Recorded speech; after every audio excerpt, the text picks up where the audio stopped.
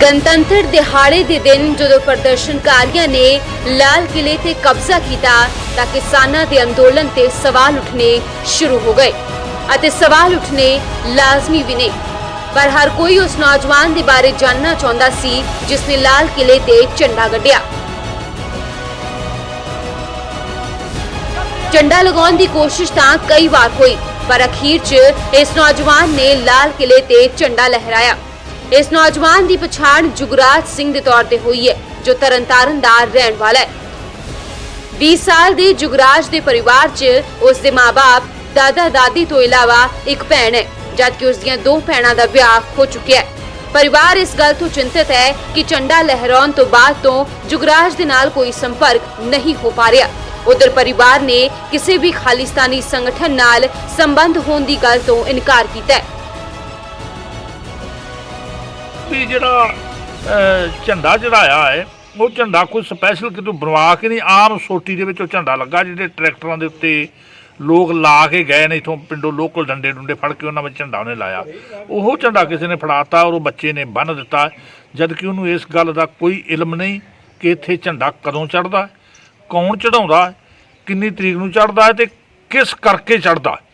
मतलब एक साडा स्पैशल उत्थे झंडा साल विच असीं 15 अगस्त नूं झंडा लहराउने आ, वो क्यों लहराउने आ इहदे बारे भी इन्हां नूं नहीं पता। वो तो पोल दे लागे वेख के खाली बच्चे इकट्ठे हो गए तो एक किने उंगल लाती उपर चढ़ गया। ये मेरा अपना मतलब है। वो वैसे पढ़िया किन्ना को है मेरा ख्याल जुगराज 10 जमातां कीतियां उन्हें। घर दे हालात दी गल करिए तां कोई इदां दी गलबात नहीं जी। जिहड़ा इन्हां दा पिछोकड़ आ ना परिवार वेखो इत्थे साडे तुसीं भी इत्थे आण के वेख लिया बिल्कुल जिहनूं कह दईए कि असीं इस गल नूं नकारदे आ कि वो खेतीबाड़ी वाले आदमी ने, गरीब परिवार है। ये भी नहीं कि बहुत वड्डा परिवार है, गरीब परिवार आ ते वो 3 भैणां दा भरा है। नौजवानों नूं जिसने भड़काउण दा काम कीता पुलिस उन्हां लोकां दी तफ्तीश च जुटी हुई है पर लोकतंत्र नूं शर्मिंदा करन वालियां इन्हां तस्वीरां ने देश नूं झंझोड़ के रख दिता है।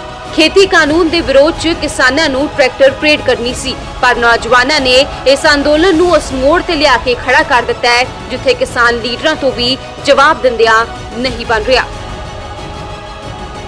तरनतारन तो सिद्धार्थ कौशिक दे नाल ब्यूरो रिपोर्ट न्यूज़ 18।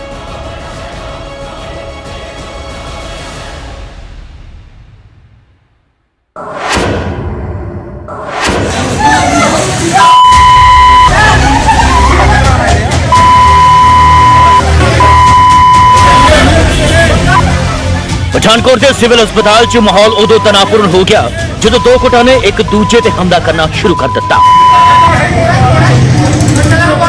ये हमले शब्दी नहीं सन, कीसा ने हमले लो वेखो इन्हां तस्वीरां राही।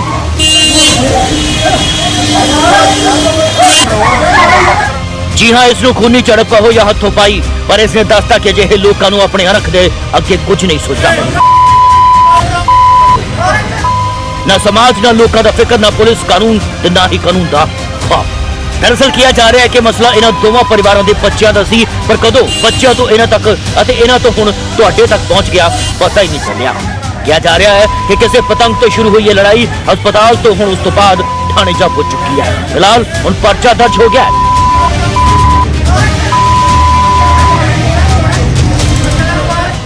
जिस वक्त लड़ाई हुई थी पहले बाहर भी लड़ाई हुई फिर अंदर भी लड़ाई हुई है। उनके आपस में लड़ाई चल रही थी, पुलिस ऑफिसर्स ਨੂੰ टाइमली इन्फॉर्म कर दिता ਸੀਗਾ। ਕੋਈ ਨੁਕਸਾਨ ਹੋਇਆ ਡਾਕਟਰ ਨੂੰ ਨੁਕਸਾਨ ਹੋਇਆ ਹੈ ਤਾਂ ਅਸੀਂ ਉਹਦੇ ਟ੍ਰੀਟਮੈਂਟ ਲਈ ਚੱਲ ਰਹੇ ਹਾਂ, ਬਾਕੀ ਇਵੈਲੂਏਸ਼ਨ टाइम ਤੇ। जी मामला कानून की चौखट तक पुजा दिता गया है पुलिस हुण नियाणियां दी इस लड़ाई च सियाणे ते कार्रवाई करेगी पर इस मामले च हुण दोवें सियाणे परिवार एक दूजे ते इल्जाम भी लगा रहे हैं। इसने ये किया उसने वो किया शुरू हो चुका है। गलबात बच्चों तो यही है, बच्चे मेरा बच्चा पतंग तो कोई बाग च गया तो इन्होंने जाके उन्होंने फड़ लिया, उन्होंने कुटिया। जो मैं फोन किया इन्होंने तो मैं काम तो आ रहा है स्कूटी लाई है तो मैंने आते इन्होंने राड़ मारी है इन्होंने थले जमीन च लम्मे पा लिया तो मैं छडान गया उन्हें मेरी आई से मुक्का मारता। मैं तेरे घर आके तो यार चाचू आया सच्ची का अं थले आए सर तो मेरी सिस्टर उन्हें मारने पे गया सर। साड़ी कुड़ी भी आई, साड़ी कुड़ी मारने पे गया तो फिर हाँ जी ज्ञानी मेरा नाम लवली है तो चाचू मेरा आया दुकान तो काम तो आए तो इन्होंने राड़ लैके मारने पे गया। ਸੋ ਸਿੱਖਿਆ ਤਾਂ ਜ਼ਰੂਰ ਲਈ ਜਾ ਸਕਦੀ ਹੈ ਇਸ ਮਸਲੇ 'ਚ ਕਿ ਸਿਆਣਿਆਂ ਨੂੰ ਸਿਆਣੇਪਨ ਮਸਲੇ ਸੁਲਝਾ ਲੈਣੇ ਚਾਹੀਦੇ ਨੇ ਨਿਆਣਿਆਂ ਦੀ ਲੜਾਈ 'ਚ, ਨਹੀਂ ਤਾਂ ਕਈ ਵਾਰ ਥਾਣਿਆਂ ਦਾ ਮੂੰਹ ਵੀ ਵੇਖਣਾ ਪੈ ਸਕਦਾ ਹੈ। ਪਠਾਨਕੋਟ ਤੋਂ ਸੁਖਜਿੰਦਰ ਕੁਮਾਰ, ਨਿਊਜ਼ 18 ਪੰਜਾਬ।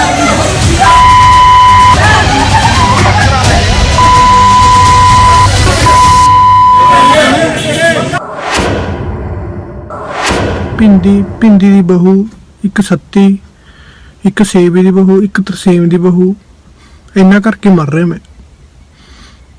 ਇਹਨਾਂ ਨੇ ਸਾਨੂੰ ਬਹੁਤ ਦੁਖੀ ਕਰਿਆ ਹੋਇਆ। ਬਸ ਇਸੇ ਬਿਆਨ ਤੋਂ ਬਾਅਦ ਇਸ ਨੌਜਵਾਨ ਨੇ ਭਾਖੜਾ ਨਹਿਰ 'ਚ ਛਾਲ ਮਾਰ ਦਿੱਤੀ। ਦਰਅਸਲ ਮਸਲਾ ਜ਼ਮੀਨੀ ਵਿਵਾਦ ਤੇ ਕੁਝ ਪੈਸਿਆਂ ਦਾ ਦੱਸਿਆ ਜਾ ਰਿਹਾ ਹੈ, ਜਿਸ ਤੋਂ ਤੰਗ ਪਰੇਸ਼ਾਨ ਹੋ ਕੇ ਇਸ ਨੌਜਵਾਨ ਨੇ ਇਹ ਕਦਮ ਚੁੱਕਿਆ। ਪੁਲਿਸ ਨੇ ਬੇਸ਼ੱਕ ਮਾਮਲਾ ਦਰਜ ਕਰ ਜਾਂਚ ਸ਼ੁਰੂ ਕਰ ਦਿੱਤੀ ਹੈ, ਪਰ ਇਸ ਘਟਨਾ ਨੇ ਰਿਸ਼ਤਿਆਂ 'ਚ ਦੌਲਤਾਂ ਵਾਲੀਆਂ ਕਹਾਣੀਆਂ ਫਿਰ ਤੋਂ ਬਿਆਨ ਕਰ ਹੀ ਦਿੱਤੀਆਂ। ਇਹ ਘਰੇ ਇਹਨਾਂ ਦਾ ਕੋਈ ਆਪਣਾ ਜਿਹੜਾ ਹੈ ਪ੍ਰਾਪਰਟੀ ਦਾ ਡਿਸਪਿਊਟ ਸੀਗਾ ਆਪਣੇ ਚਾਚਾ ਜੀ ਨਾਲ।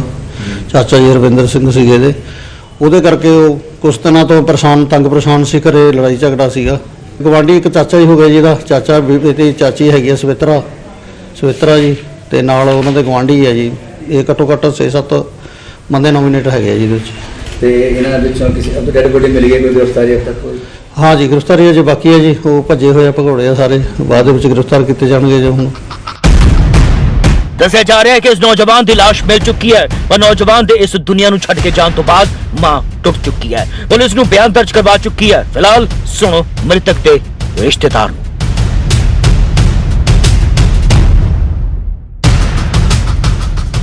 ਦਾਦੇ ਦਾ ਜਿਹੜਾ ਭਰਾ ਤੀ, ਚਾਚੇ ਦਾ ਮੁੰਡਾ ਜੀ, ਉਹਨੇ ਬੀਮਾ ਕਰਿਆ ਤੀ ਜੀ ਦਾਦੇ ਦਾ ਜੀ, ਘੱਟੋ ਘੱਟ 29 ਲੱਖ ਰੁਪਏ ਦਾ ਜੀ। 29 ਲੱਖ ਰੁਪਏ ਦਾ ਬੀਮਾ ਕਰਨ ਕਰਕੇ ਉਹ ਨਾ ਤਾਂ ਉਹਨੂੰ ਪੈਸਾ ਦਿੱਤਾ ਜੀ ਕੋਈ, ਇਹਨਾਂ ਨੂੰ ਜੀ ਜਾਲੀ ਸਾਈਨ ਕਰਕੇ ਕਰਦਾ ਰਿਹਾ ਜੀ ਉਹ ਸਾਰੇ ਕੰਮ, ਤੇ ਉਹਨੇ ਪੈਸੇ ਕਢਵਾ ਲਏ ਜੀ, ਉਹਨਾਂ ਨੂੰ 1 ਵੀ ਰੁਪਈਆ ਨਹੀਂ ਦਿੱਤਾ ਜੀ। ਤੇ ਇਹ ਪਰੇਸ਼ਾਨ ਹੋ ਗਏ ਨੇ, ਆਪਦੀ ਮੰਮਾ ਨੂੰ ਕਹਿੰਦਾ ਵੀ ਨਾ ਤਾਂ ਆਪਣੇ ਕੋਲ ਕੋਈ ਪੈਸਾ ਬਚਿਆ ਜੀ, ਤੇ ਨਾ ਆਪਣੇ ਕੋਲ ਜਾਇਦਾਦ ਬਚੀ, ਤੇ ਜੋ ਘਰ ਆ ਜੀ ਉਹ ਆਪਣਾ ਛੁੱਟ ਗਿਆ ਜੀ। ਇਹ ਤੰਗ ਪਰੇਸ਼ਾਨ ਹੋ ਕੇ ਨੇ ਖੁਦਕੁਸ਼ੀ ਦਾ ਮੂੰਹ ਮੋੜ ਲਿਆ ਜੀ। 18 ਸਾਲਾ ਨੌਜਵਾਨ ਦੀ ਮੌਤ ਮਾਮਲੇ 'ਚ ਬੇਸ਼ੱਕ ਪਰਚਾ ਦਰਜ ਹੋ ਚੁੱਕਾ ਹੈ, ਪਰ ਅਜੇ ਤੱਕ ਕੋਈ ਗ੍ਰਿਫਤਾਰੀ ਨਹੀਂ ਹੋਈ ਹੈ। ਬਹਰਹਾਲ ਦੇਖਣਾ ਹੋਵੇਗਾ ਕਿ ਜਾਂਚ ਕਿੰਨੀ ਤੇਜ਼ ਹੁੰਦੀ ਹੈ, ਤੇ ਜੇ ਕੋਈ ਇਸ ਮਸਲੇ 'ਚ ਗੁਨਾਹਗਾਰ ਹੈ ਤਾਂ ਉਸ ਦੀ ਗ੍ਰਿਫਤਾਰੀ ਕਦੋਂ ਹੁੰਦੀ ਹੈ। ਸਮਾਣਾ ਤੋਂ ਪੁਰਸ਼ੋਤਮ ਕੌਸ਼ਿਕ, ਨਿਊਜ਼ 18 ਪੰਜਾਬ।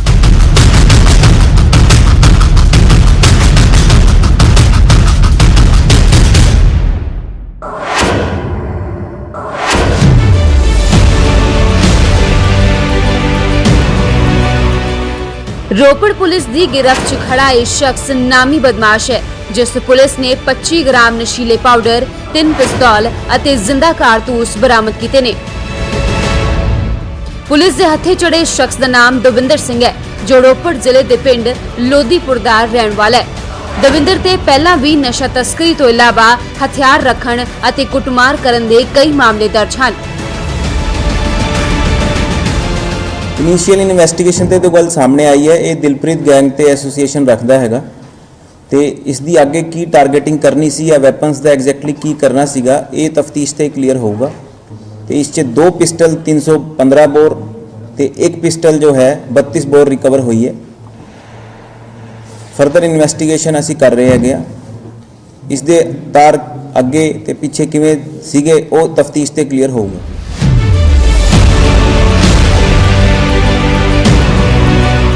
ਦਵਿੰਦਰ ਇਲਾਕੇ 'ਚ ਕਈ ਵਾਰਦਾਤਾਂ 'ਚ ਪੁਲਿਸ ਨੂੰ ਲੋੜਿੰਦਾ ਸੀ, ਜਿਸ ਨੂੰ ਪੁਲਿਸ ਨੇ ਹੁਣ ਇੱਕ ਗੁਪਤ ਸੂਚਨਾ ਦੇ ਆਧਾਰ ਤੇ ਪਿੰਡ ਅਹਿਮਦਪੁਰ ਫਲਾਈਓਵਰ ਦੇ ਹੇਠਾਂ ਤੋਂ ਕਾਬੂ ਕੀਤਾ ਹੈ। ਪੁਲਿਸ ਨੂੰ ਇਸ ਤੋਂ ਮਿਲੇ ਹਥਿਆਰਾਂ ਤੋਂ ਇਹੀ ਖਦਸ਼ਾ ਜਤਾਇਆ ਜਾ ਰਿਹਾ ਹੈ ਕਿ ਹੁਣੇ ਕਿਸੇ ਵੱਡੀ ਵਾਰਦਾਤ ਨੂੰ ਅੰਜਾਮ ਦੇਣ ਦੀ ਫਿਰਾਕ 'ਚ ਸੀ। ਫਿਲਹਾਲ ਪੁਲਿਸ ਇਸ ਤੋਂ ਪੁੱਛਗਿੱਛ ਕਰ ਰਹੀ ਹੈ। ਦਾਅਵਾ ਇਹ ਵੀ ਕੀਤਾ ਜਾ ਰਿਹਾ ਹੈ ਕਿ ਪੁਲਿਸ ਦੀ ਪੁੱਛਗਿੱਛ ਦੌਰਾਨ ਇਲਾਕੇ 'ਚ ਵਾਪਰੀਆਂ ਕਈ ਹੋਰ ਵਾਰਦਾਤਾਂ ਦਾ ਖੁਲਾਸਾ ਵੀ ਹੋ ਸਕਦਾ ਹੈ। ਰੋਪੜ ਤੋਂ ਅਵਤਾਰ ਦੇ ਨਾਲ ਬਿਊਰੋ ਰਿਪੋਰਟ, ਨਿਊਜ਼ 18।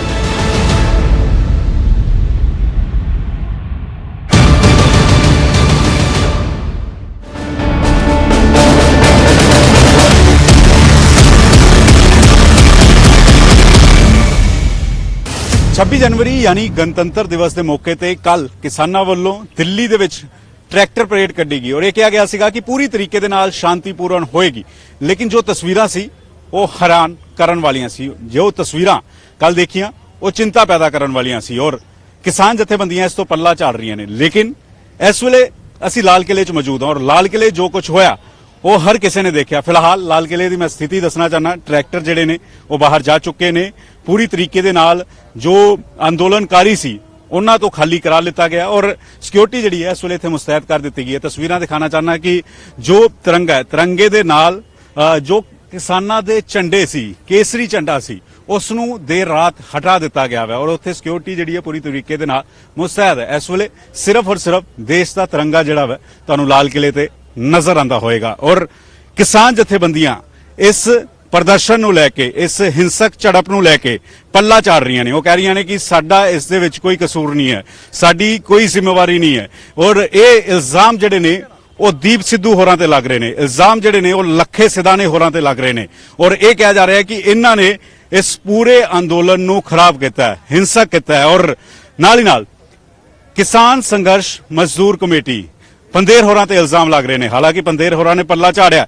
ਕੱਲ ਸਵੇਰੇ 8 ਵਜੇ ਕਿਸਾਨ ਮਜ਼ਦੂਰ ਸੰਘਰਸ਼ ਕਮੇਟੀ ਵੱਲੋਂ ਜੋ ਹੈ ਉਹ ਪਹਿਲਾ ਬੈਰੀਕੇਡ ਤੋੜਿਆ ਗਿਆ। ਹਾਲਾਂਕਿ 11:30 ਵਜੇ ਪਰੇਡ ਦਾ ਸਮਾਂ ਸੀਗਾ ਲੇਕਿਨ ਪਹਿਲਾ ਬੈਰੀਕੇਡ ਸਵੇਰੇ 8 ਵਜੇ ਤੋੜਿਆ ਗਿਆ। ਉਸ ਤੋਂ ਬਾਅਦ ਕਰਨਾਲ ਬਾਈਪਾਸ ਤੇ ਦਿੱਲੀ ਪੁਲਿਸ ਦੇ ਨਾਲ ਹਿੰਸਾ ਹੋਈ, ਪੈਰਾਮਿਲਟਰੀ ਫੋਰਸਿਸ ਉੱਥੇ ਤੈਨਾਤ ਸੀ ਔਰ ਬੈਰੀਕੇਡ ਤੋੜ ਦਿੱਤੇ ਗਏ ਔਰ ਉਸ ਤੋਂ ਬਾਅਦ ਉਹੀ ਹਿੰਸਾ ਜਿਹੜੀ ਹੈ ਆਈਟੀਓ ਨਜ਼ਰ ਆਈ ਔਰ ਉਸ ਤੋਂ ਬਾਅਦ ਲਾਲ ਕਿਲੇ ਦੇ ਅੰਦਰ ਪਹੁੰਚੇ ਔਰ ਲਾਲ ਕਿਲੇ ਦੀ ਇੱਕ ਤਸਵੀਰ ਤੁਹਾਨੂੰ ਵੀਡੀਓ ਕੈਮਰੇ ਦੇ ਜ਼ਰੀਏ ਦਿਖਾਉਣ ਦੀ ਕੋਸ਼ਿਸ਼ ਕਰਾਂਗੇ। ਇਸ ਵੇਲੇ ਕਿਸ ਤਰੀਕੇ ਦੇ ਹਾਲਾਤ ਹੈ ਔਰ ਕੱਲ ਕੀ ਕੁਝ ਹੋਇਆ ਉਹ ਵੀ ਤਸਵੀਰਾਂ ਬਿਆਨ ਕਰ ਰਹੇ ਹਾਂ। ਸਭ ਤੋਂ ਪਹਿਲਾਂ ਇੱਕ ਤਸਵੀਰ ਦਿਖਾਣਾ ਚਾਹੂੰਗਾ ਕਿ ਇੱਥੇ ਟਿਕਟ ਕਾਊਂਟਰ ਹੈ। ਆਮ ਦਿਨਾਂ ਦੇ ਵਿੱਚ ਇੱਥੋਂ ਟਿਕਟ ਜਿਹੜੇ ਨੇ ਜਿਸਨੇ ਵੀ ਲਾਲ ਕਿਲੇ ਆਣਾ ਹੁੰਦਾ ਉਹ ਟਿਕਟ ਕਾਊਂਟਰ ਪਹੁੰਚਦਾ ਹੈ। ਤਸਵੀਰਾਂ ਦੇ ਜ਼ਰੀਏ ਬਿਆਨ ਕਰਦੇ ਹਾਂ ਕਿ ਕਿਸ ਤਰੀਕੇ ਨਾਲ ਟਿਕਟ ਕਾਊਂਟਰ ਦੇ ਉੱਤੇ ਸਭ ਤੋਂ ਪਹਿਲਾਂ ਹਮਲਾ ਕੀਤਾ ਗਿਆ।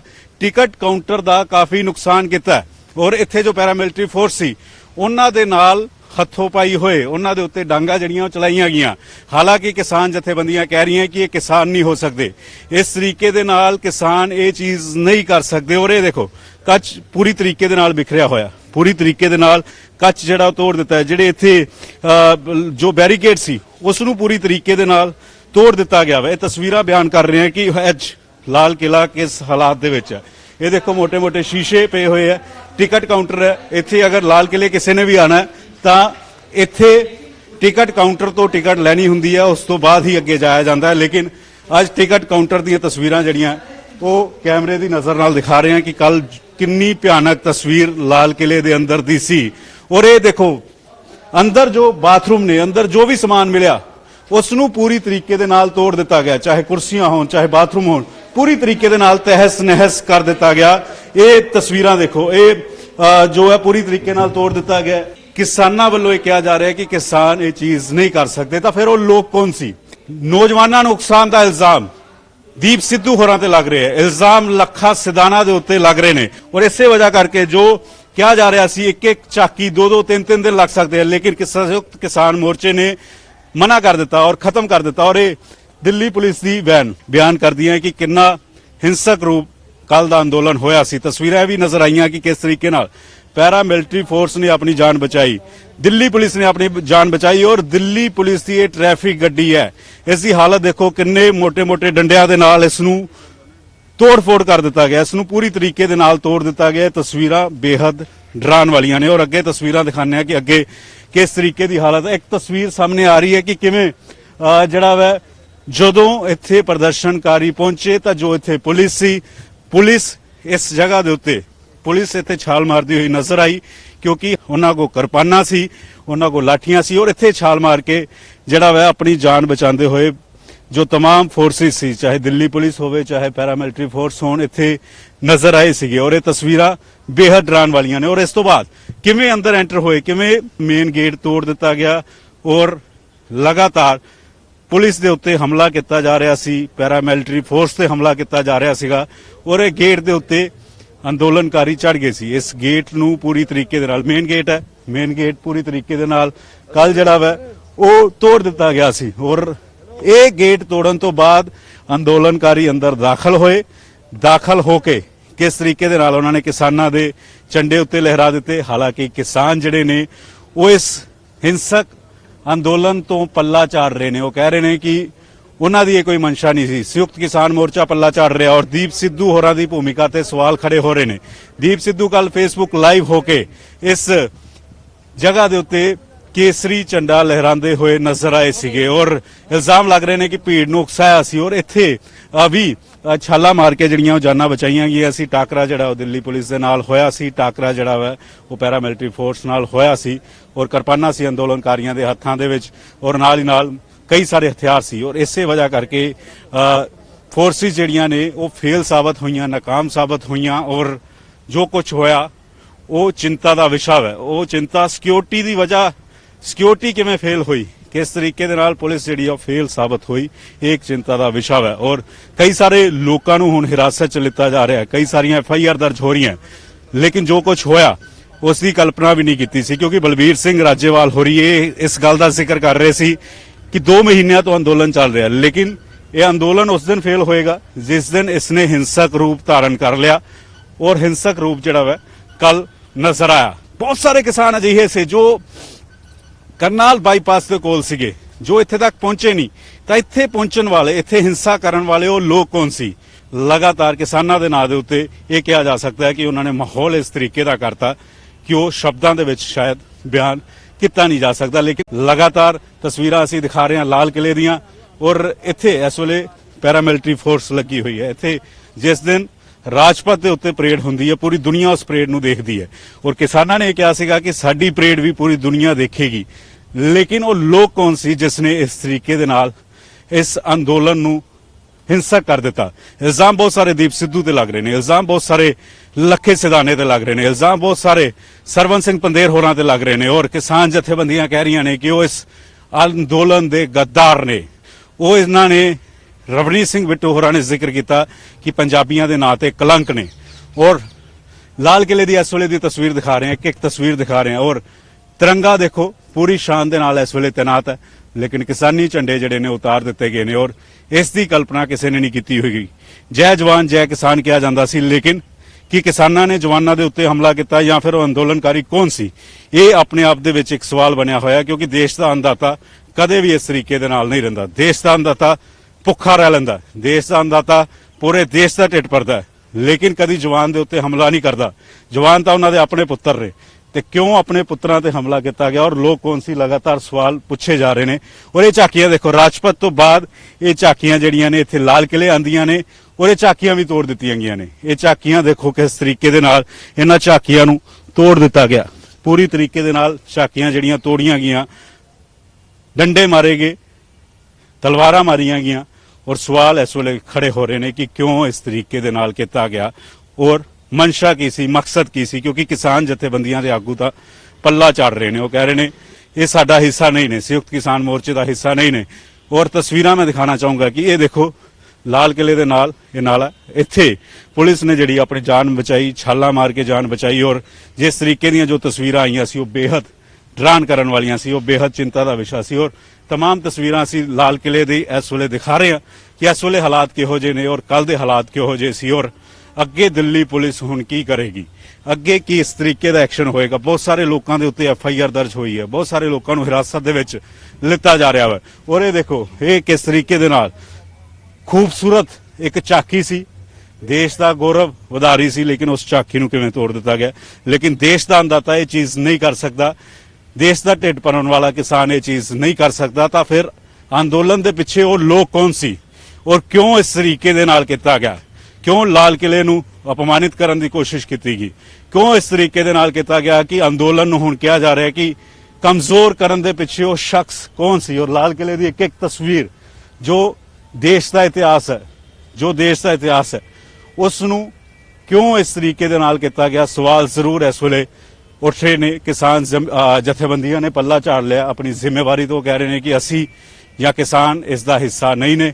ਤਾਂ ਫਿਰ ਆਖਰ ਉਹ ਲੋਕ ਕੌਣ ਸੀ ਜਿਨ੍ਹਾਂ ਨੇ ਵਾਇਲੈਂਸ ਕੀਤੀ, ਜਿਨ੍ਹਾਂ ਨੇ ITO ਅਸੀਂ ਤਸਵੀਰਾਂ ਦੇਖੀਆਂ ਔਰ ਇਹ ਤਸਵੀਰਾਂ ਲਾਲ ਕਿਲੇ ਦੀਆਂ ਨੇ। ਫਿਲਹਾਲ ਲਾਲ ਕਿਲਾ ਆਪਣੇ ਆਪ ਦੇ ਵਿੱਚ ਇੱਕ ਸ਼ਾਂਤ ਹੈ ਔਰ ਕੱਲ ਲਾਲ ਕਿਲੇ ਦੇ ਵਿੱਚ ਜੋ ਕੁਝ ਹੋਇਆ ਉਹ ਸ਼ਬਦਾਂ ਦੇ ਵਿੱਚ ਬਿਆਨ ਕੀਤਾ ਨਹੀਂ ਜਾ ਸਕਦਾ ਔਰ ਹਰ ਕੋਈ ਇਸ ਘਟਨਾ ਦੀ ਨਿੰਦਾ ਕਰ ਰਿਹਾ, ਹਰ ਕੋਈ ਇਸ ਘਟਨਾ ਨੂੰ ਲੈ ਕੇ ਸਵਾਲ ਖੜੇ ਕਰ ਰਿਹਾ ਔਰ ਸਵਾਲ ਪੁੱਛੇ ਜਾ ਰਹੇ ਨੇ ਕਿਉਂਕਿ ਦੇਸ਼ ਦਾ ਅੰਨਦਾਤਾ ਕਦੇ ਇਹ ਚੀਜ਼ ਨਹੀਂ ਕਰ ਸਕਦਾ ਕਿ ਜੋ ਦੇਸ਼ ਦਾ ਢਿੱਡ ਭਰਦਾ ਹੋਵੇ ਉਹ ਇਸ ਤਰੀਕੇ ਦੇ ਹਾਲਾਤ ਬਣਾ ਦੇਣ, ਕਿਉਂਕਿ 2 ਮਹੀਨਿਆਂ ਤੋਂ ਕਿਸਾਨ ਸ਼ਾਂਤ ਸੀ, ਬਿਲਕੁਲ ਸ਼ਾਂਤੀਪੂਰਨ ਤਰੀਕੇ ਦੇ ਨਾਲ ਅੰਦੋਲਨ ਚੱਲ ਰਿਹਾ ਸੀ। ਤਾਂ ਫਿਰ ਆਖਰ ਉਹ ਲੋਕ ਕੌਣ ਸੀ, ਕਿਉਂ ਉਕਸਾਇਆ ਗਿਆ, ਕਿਉਂ ਕਿਰਪਾਨਾਂ ਲਿਆਂਦੀਆਂ ਗਈਆਂ, ਕਿਉਂ ਜਵਾਨਾਂ ਦੇ ਉੱਤੇ ਹਮਲਾ ਕੀਤਾ ਗਿਆ? ਕਿਉਂਕਿ ਅਕਸਰ ਕਿਹਾ ਜਾਂਦਾ ਹੈ ਜੈ ਜਵਾਨ ਜੈ ਕਿਸਾਨ।